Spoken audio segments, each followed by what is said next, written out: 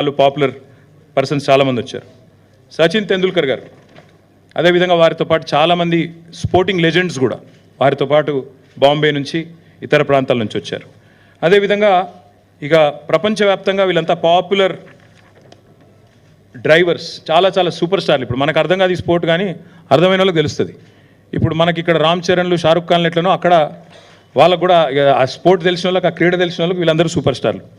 అదేవిధంగా చాలామంది యాక్టర్లు, రాజకీయ దిగ్గజాలు, మన ఇంకా చంద్రబాబు నాయుడు గారి డాటర్ ఇన్ లా బ్రాహ్మణి గారు, ఇంకా చాలామంది హైదరాబాద్లోని హూ ఇస్ హూ అందరూ కూడా అటెండ్ అయ్యారు ఈ ఈవెంట్ మొత్తం కూడా ఫిబ్రవరి 23లో. అయితే ఈ రేసును ప్రమోట్ చేయడానికి మేము ఏ ఎఫర్ట్ కూడా వదిలిపెట్టలేదు. ఇది బాంబేలో గేట్వే ఆఫ్ ఇండియా కాడ ఆ రేస్ కార్ను డిస్ప్లే చేస్తూ దీనికి పబ్లిసిటీ ఇవ్వడానికి, బాంబే నుంచి కూడా విజిటర్స్ని అట్రాక్ట్ చేయడానికి అక్కడ పెడితే మహారాష్ట్ర ముఖ్యమంత్రి ఏక్నాథ్ షిండే, అప్పుడు కేంద్ర ఉపరితల రవాణా శాఖ మంత్రి నితిన్ గడ్కరీ గారు, వారందరూ కూడా వచ్చి ఈ రేస్ మా దగ్గర పెట్టాలి బాంబేలో, మీరు ఎట్లా కొట్టుకుపోయినరు అని ఆ రోజు వాళ్ళతో మైక్లనే లొల్లు కూడా పెట్టుకున్నారు. నెక్స్ట్ ఇయర్ మా దగ్గర పెట్టాలని చెప్పి కూడా అడిగారు. దాని తర్వాత ఢిల్లీలో హర్దీప్ సింగ్ పూరి గారు, క్రికెటర్స్ శిఖర్ ధావన్ గారు, యజువేంద్ర చాహల్ గారు, ఇంకా చాలామంది ఎంపీలు వచ్చారు, ఇతర రాష్ట్రాల మంత్రులు వచ్చినారు. ఇదంతా కూడా జరిగిన తర్వాత మనకు రేసు ఫిబ్రవరి 2023లో రేస్ జరిగింది. రేస్ జరిగిన తర్వాత దీనివల్ల అసలు హైదరాబాద్కి ఏం లాభమైంది? ఎందుకంటే అడుగుతారు కదా సహజంగా. ఆ రోజు మొదటి రేస్కి ప్రభుత్వం వైపు నుంచి మనం పెట్టిన ఖర్చు మొత్తం హెచ్ఎండిఏ పెట్టింది. ఎందుకంటే హెచ్ఎండిఏ యాక్ట్లో చాలా స్పష్టంగా ఉంది. హెచ్ఎండిఏ చట్టంలో ఏం రాసింది అంటే, హైదరాబాద్లో జరిగే ఏ లీజర్ యాక్టివిటీ అయినా, ఏ రిక్రియేషన్ యాక్టివిటీ అయినా దాన్ని ప్రమోట్ చేయడానికి హెచ్ఎండిఏకి పూర్తి అధికారం ఉంది. హెచ్ఎండిఏ యొక్క చైర్మన్ ముఖ్యమంత్రి గారు, హెచ్ఎండిఏ యొక్క వైస్ చైర్మన్ మున్సిపల్ మంత్రిగా ఆ రోజు నేనున్నాను. కాబట్టి హెచ్ఎండిఏ నుంచి ఒక 30-35 కోట్లు ఏదో ఖర్చు పెట్టినట్టు, నాకు ఎగ్జాక్ట్ నెంబర్ గుర్తులేదు, సబ్జెక్ట్ టు కరెక్షన్. 30-35 కోట్లు ఏదో ఖర్చు పెట్టాము. ఆ ప్రమోటర్ ఎవరైతే ఉండేనో, స్పాన్సర్ గ్రీన్కో, ఆయన దాదాపు 100-110 కోట్లు ఆయన ఖర్చు పెట్టారు. ఏం లాభం వచ్చింది మరి హైదరాబాద్కి అని చెప్పి మాకు ఫిబ్రవరిలో రేస్ అయిన తర్వాత మాకు నిజానికి మేము చేయలేదు ఈ స్టడీ. కొత్త సిటీలో రేస్ అయిన తర్వాత ఏం జరిగింది అని చెప్పి నెల్సన్ అనే ఒక సంస్థ వాళ్ళు అధ్యయనం చేశారు. అధ్యయనం చేసి వాళ్ళు ఇచ్చిన రిపోర్ట్, ఇంత పెద్ద రిపోర్ట్ ఉంది, మీరు అందరికీ కూడా కాపీస్ ఇస్తాను, దయచేసి చూడండి. ఇది నా కవిత్వం కాదు, నెల్సన్ అనే సంస్థ ఇంటర్నేషనల్ ఏజెన్సీ. ఇదేదో హైదరాబాద్లో అమీర్పేటలోనో లేకపోతే ఢిల్లీలో సిపిలోనో ఉండేది కాదు. ఇది నిజంగా కూడా ఒక రెప్యూటెడ్ ఇంటర్నేషనల్ ఏజెన్సీ. వారు ఇచ్చిన రిపోర్ట్, వారు ఏం చెప్పారంటే, హైదరాబాద్ నగరానికి ఈ రేస్ వల్ల, ఫిబ్రవరి 23లో జరిగిన రేస్ వల్ల $82 మిలియన్ ఎకనామిక్ బెనిఫిట్ వచ్చింది నగరానికి. ఎట్లా వస్తుంది ఎకనామిక్ బెనిఫిట్ ఒక నగరానికి అంటే, ట్రావెలు, జిఎస్టీ పేమెంట్స్, ఇండైరెక్ట్గా జరిగే ప్రచారము, 50 కంట్రీస్లో మనకు జరిగే మనకు లభించే విస్తృతమైన పబ్లిసిటీ, ఎన్నింటి వల్ల అల్టిమేట్గా మనకి బ్రహ్మాండంగా విస్తృతమైన ప్రచారం వచ్చింది, లాభం జరిగిందని చెప్పి ఈ నెల్సన్ అనే సంస్థ ఇచ్చిన అధ్యయన రిపోర్టు. సో జరిగిన ఖర్చు మొత్తం కలిపి ప్రైవేట్ ఆయన పెట్టింది 100-110 కోట్లు, మన ప్రభుత్వం ఆనాడు హెచ్ఎండిఏ రూపంలో పెట్టింది 35-40 కోట్లు, పెట్టిన ఖర్చు మొత్తం 150 కోట్లు అయితే $82 మిలియన్ లాభం జరిగింది అని చెప్పి నెల్సన్ రిపోర్ట్ చెప్పింది. అంటే అర్థం ఏంటి? $82 మిలియన్ అంటే ఈ రోజు లెక్క ప్రకారం తీసుకుంటే కూడా 700 కోట్లు. పెట్టింది 150 కోట్లు అయితే ప్రైవేట్ వాళ్ళు, గవర్నమెంట్ కలిపి వచ్చింది దాదాపు 550 కోట్లు. ఇంకా అదనంగా ఎకనామిక్ బెనిఫిట్ వచ్చింది, హైదరాబాద్కి పేరు వచ్చింది అనేది వాస్తవం.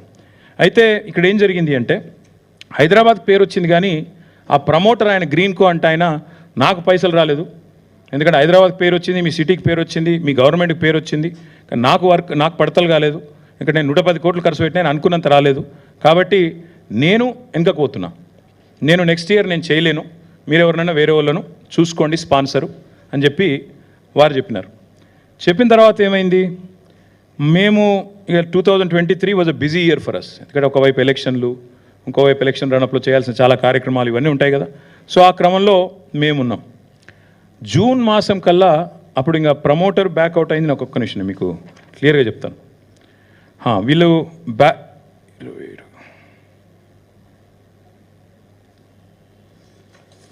వీళ్ళు ఒక సెకండ్, మొత్తానికి గ్రీన్కో వాళ్ళు బ్యాక్అవుట్ అయిపోయారు. బ్యాక్అవుట్ అయిపోయిన తర్వాత మనకి జూన్ జూలై ఆ టైంలో నాకు ఆనాటి మా సెక్రటరీ అరవింద్ కుమార్ గారు నా దగ్గరికి వచ్చారు. వచ్చేసారు మరి నెక్స్ట్ ఇయర్ రేస్, ఎందుకంటే 4 సంవత్సరాలకు మనం సైన్ చేసాం అగ్రిమెంట్, మనం గవర్నమెంట్తో వాళ్ళ అగ్రిమెంట్ 4 సంవత్సరాలకు ఉంది. మరి ప్రమోటర్ బ్యాకౌట్ అయ్యాడు, ఎట్లా ఏం చేయమంటారు అన్నారు. నేనేం చెప్పానంటే ఈ రేసు, ఎందుకంటే నా ఉద్దేశం నా మనసులో ఉన్నది చెప్తున్నాను మీకు. నా ఆలోచన ఏముండే అంటే అల్టిమేట్గా ఎలక్ట్రిక్ వెహికల్స్ తెలంగాణ హబ్ కావాలి అంటే మేము చాలా కాన్ఫిడెంట్గా ఉంటాం, మళ్ళీ గవర్నమెంట్ మనదే వస్తుంది తప్పకుండా. మనం 2వ సంవత్సరంలో కాకపోతే 3వ 4వ సంవత్సరంలో అల్టిమేట్గా ఎలాన్ మస్క్ లాంటి పట్టుకొని రావాలా, పట్టుకొచ్చి హైదరాబాద్ని తెలంగాణని షోకేస్ చేసి మనం టెస్లా కూడా అవసరమైతే భవిష్యత్తులో ఇక్కడికే వచ్చేటట్టు చేయాలి. ఎందుకంటే వాళ్ళకు కూడా ఇండియా ప్లాన్స్ ఉన్నాయి. ఈవెంట్ చుట్టూ అట్లా ప్రపంచం దృష్టిని ఆకర్షించాలనేది మా ప్రయత్నం. కాబట్టి ఆ రన్అప్లో నేనేం చెప్పానంటే జూన్ జూలైలో మరి వాళ్ళు అడుగుతున్నారు ప్రమోటర్ బ్యాకౌట్ అయ్యాడు ఏం చేయాలంటే, ఓ పని చేయండి ప్రమోటర్ వెతుకుదాము, డోంట్ వరీ, ఆయన కాకపోతే ఇంకొక 2-3 ఎత్తుకుదాము, ఒకరు కాకపోతే 2-3 ఎత్తికి 100 కోట్లు కట్టాలి అంతే కదా, కడదాం 100-110 కోట్లు, పెద్ద ఇష్యూ కాదు, ఎత్తుకుదాం లేండి అని చెప్పి నేను ధైర్యం చెప్పాను. బ్యాడ్ లక్ ఏంటంటే మనకి మేము ఇక ఎలక్షన్ రన్అప్లో పడిపోయాం. నేను ఇక నా హడావుడిలో నేను తిరుగుతున్నాను. మా అరవింద్ కుమార్ గారు ప్రయత్నం చేసినారు కానీ దొరకట్లేదు. మాకు 3rd ఆగస్ట్ 2023 నాడు ఒక ఈమెయిల్ వచ్చింది. దిస్ ఇస్ ద ఈమెయిల్, చదివి వినిపిస్తాను. ఇది ఫార్ములా ఈ వాళ్ళ నుంచి నాకు ఒక ఈమెయిల్ నాకు రాశారు. Copy to Arvind Kumar, special chief secretary, minister నేను అన్నాడు. నాకేం రాశారంటే completion of contractual agreements between formula E race and Telangana government, ఇవన్నీ ఉన్నాయి. నేను ఏం రాస్తారంటే ఆయన, first of all having followed the recent news I'd like to send my admiration on how government of Telangana has navigated challenging situation etc. I'm reaching out to you as I feel compelled అంటూ ఆయన డబ్బులు మనం ఇంకా ప్రమోటర్ని ఎత్తుకలేకపోయాము, ఒక స్పాన్సర్ని ఎత్తుకలేకపోయాము కాబట్టి ఇది 3 August అని చెప్పి నెక్స్ట్ ఇయర్ మీరు కనుక నెక్స్ట్ ఇయర్ క్యాలెండర్లో మీరు ఉండాలనుకుంటే ఆయన చెప్పింది ఏమంటే 16 ఆగస్ట్ లోపల మీరు దయచేసి మాకు చెప్పండి మీకు కావాలా వద్దా అని చెప్పి వారు ఇవన్నీ కూడా కాపీస్ మీకు ఇస్తాను. నా దగ్గర ఇలా దాచడానికి ఏం లేదు, మీకు అన్ని కాపీస్ ఇస్తాను, దయచేసి మీరు చూసుకోండి. ఇవన్నీ ఇచ్చిన తర్వాత మీరు కావాలంటే ఎప్పుడంటే అప్పుడు మళ్ళీ ఫోన్లో మాట్లాడవచ్చు, నాతో జూమ్ కాల్లో ఉండొచ్చు అని ఆల్బర్టో లాంగో, ఈయన founder and chief championship officer of formula ఈ, ఆయన రాసిన లెటర్ 3 ఆగస్ట్ 2023. దాని తర్వాత మాకు ఇక అప్పుడు ఉన్న ఎలక్షన్ రడప్లో నేనున్నాను. నేనేం చెప్పానంటే అరవింద్ కుమార్ గారికి ఒక పని చేద్దాం, హెచ్ఎండిఏ యాక్ట్లో మనకు లీజర్ యాక్టివిటీ కానీ రిక్రియేషన్ కానీ ఇవన్నీ కూడా ప్రమోట్ చేసేదానికి అవకాశం ఉంది. 55 కోట్లు ముందు కడదాం మనం, ఎందుకంటే రేస్ ఆపుకోవాలి మనం. ఇంపార్టెంట్ పాయింట్ ఏంటంటే ఇక్కడ రేస్ మన దగ్గర ఉండాలి, పోనీయద్దు. ప్రమోటర్ని ఎత్తుకుదాం, ఏముంది మళ్ళీ గవర్నమెంట్లోకి వస్తాం మనం. దయచేసి మనం తర్వాత నవంబర్ 29 తర్వాత మన అధికారంలోకి వచ్చిన తర్వాత ఎవరో ఒకరు నేను పట్టుకుంటాను బ్రదర్, మీరు వరి కాకండి. అమర్ రాజా లాంటి వాళ్ళు ఇంకోరు ఎవరో 20-25 కోట్లు పెట్టమంటే వాళ్ళకి పెద్ద ఇష్యూ కాదు, పెడతారు అని చెప్పినాక ఓకే అని చెప్పేసి అరవింద్ కుమార్ గారు 2 దఫాలుగా 2 ఇన్స్టాల్మెంట్స్లో, ఎగ్జాక్ట్ డేట్స్ కూడా నేను మీకు చెప్తాను, వాళ్ళకి డబ్బులు పంపించడం జరిగింది. ఎప్పుడు అంటే ఒకటేమో